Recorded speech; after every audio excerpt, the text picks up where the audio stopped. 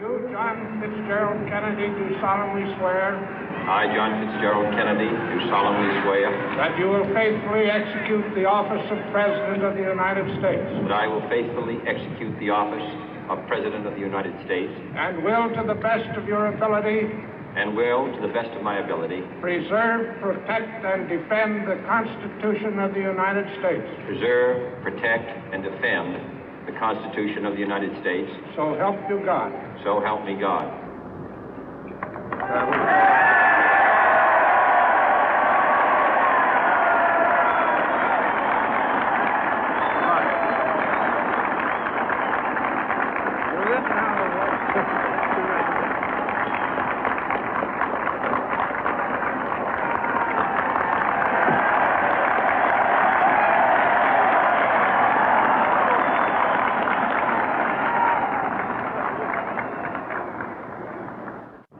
Vice President Johnson, Mr. Speaker, Mr. Chief Justice, President Eisenhower, Vice President Nixon, President Truman, Reverend clergy, fellow citizens.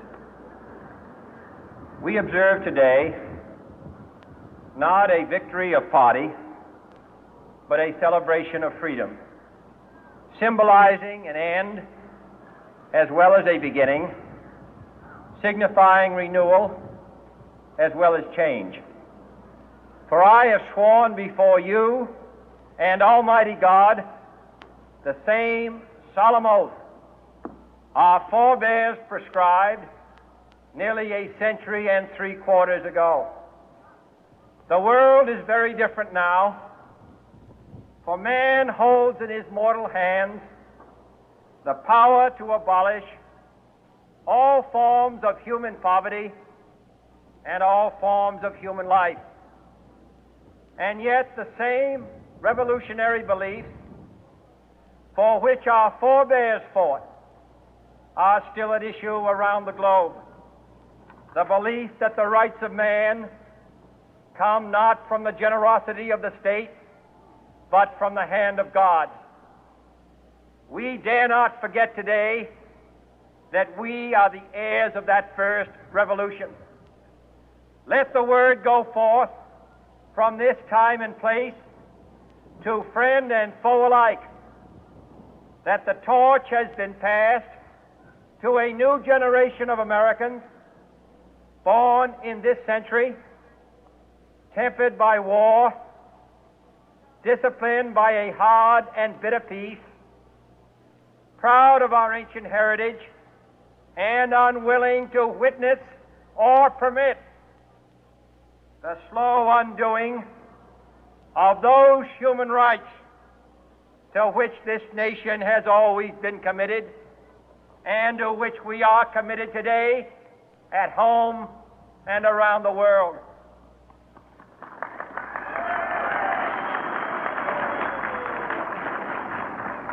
Let every nation know, whether it wishes us well or ill, that we shall pay any price, bear any burden, meet any hardship, support any friend, oppose any foe to assure the survival and the success of liberty.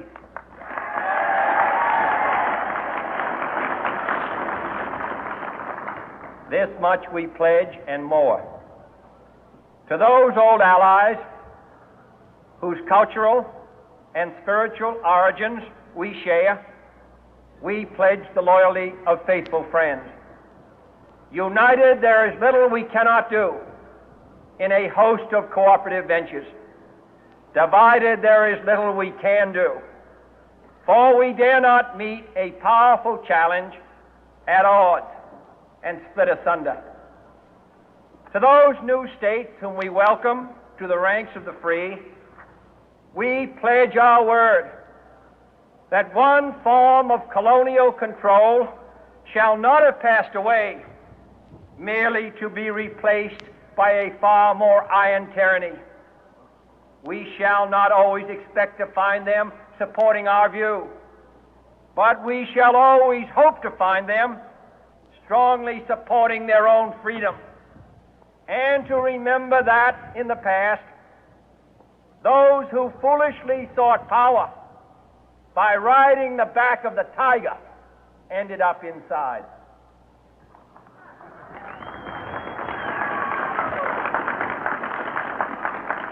To those people in the huts and villages of half the globe struggling to break the bonds of mass misery, we pledge our best efforts to help them help themselves for whatever period is required, not because the communists may be doing it, not because we seek their votes, but because it is right. If a free society cannot help the many who are poor, it cannot save the few who are rich.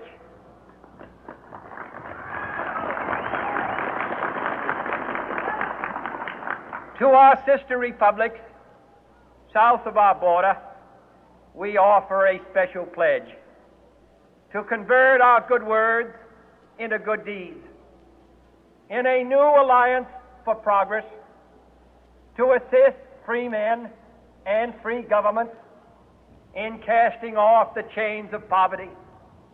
But this peaceful revolution of hope cannot become the prey of hostile powers. Let all our neighbors know that we shall join with them to oppose aggression or subversion anywhere in the Americas. And let every other power know that this hemisphere intends to remain the master of its own house.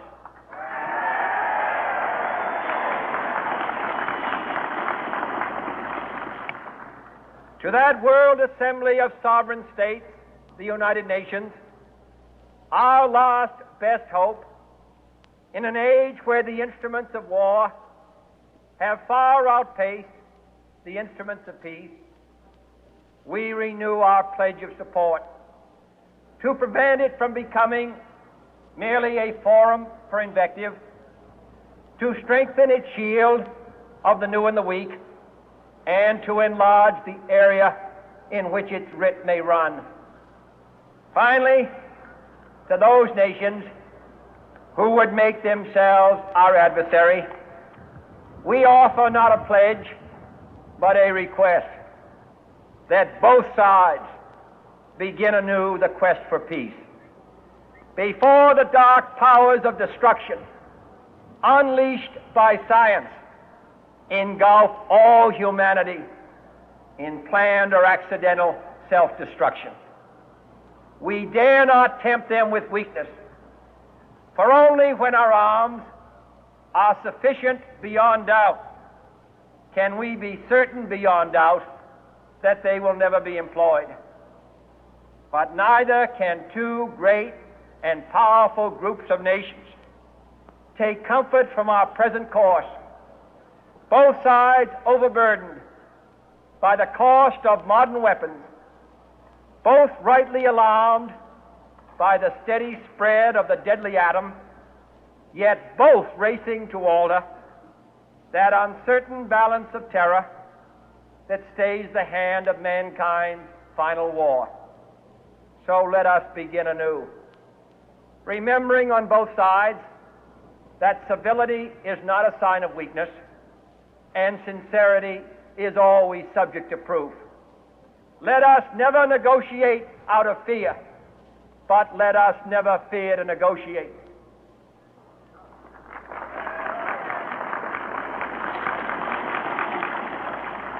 Let both sides explore what problems unite us, instead of belaboring those problems which divide us.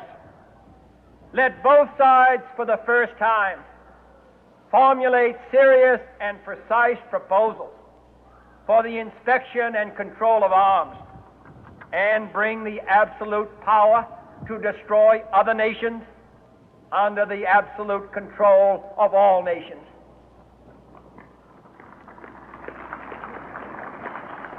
Let both sides seek to invoke the wonders of science instead of its terrors.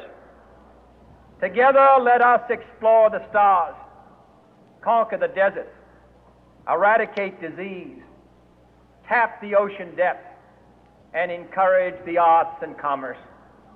Let both sides unite to heed in all corners of the earth the command of Isaiah to undo the heavy burden and let the oppressed go free. And if a beachhead of cooperation may push back the jungle of suspicion, let both sides join in creating a new endeavor, not a new balance of power, but a new world of law, where the strong are just and the weak secure and the peace preserved. All this will not be finished in the first 100 days, nor will it be finished in the first 1,000 days, nor in the life of this administration, nor even perhaps in our lifetime on this planet. But let us begin.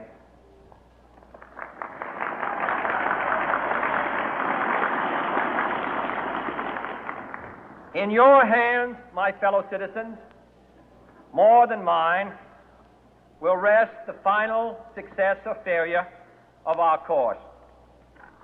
Since this country was founded, each generation of Americans has been summoned to give testimony to its national loyalty. The graves of young Americans who answered the call to service surround the globe.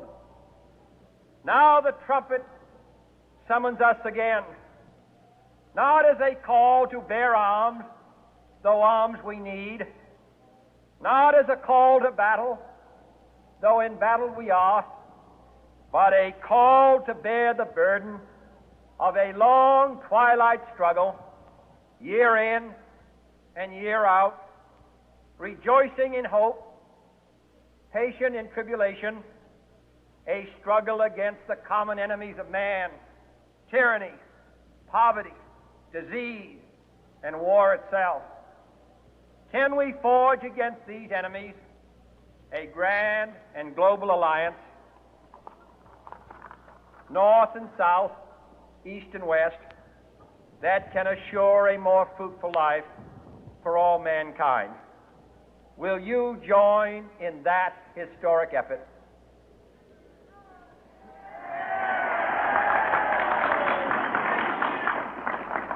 In the long history of the world, only a few generations have been granted the role of defending freedom in its hour of maximum danger.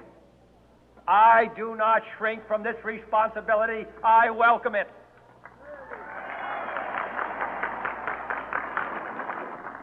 I do not believe that any of us would exchange places with any other people or any other generation. The energy, the faith, the devotion which we bring to this endeavor will light our country and all who serve it. And the glow from that fire can truly light the world.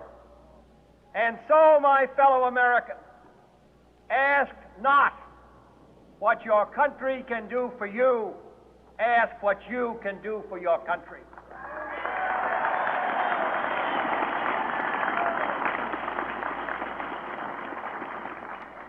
My fellow citizens of the world, ask not what America will do for you, but what together we can do for the freedom of man.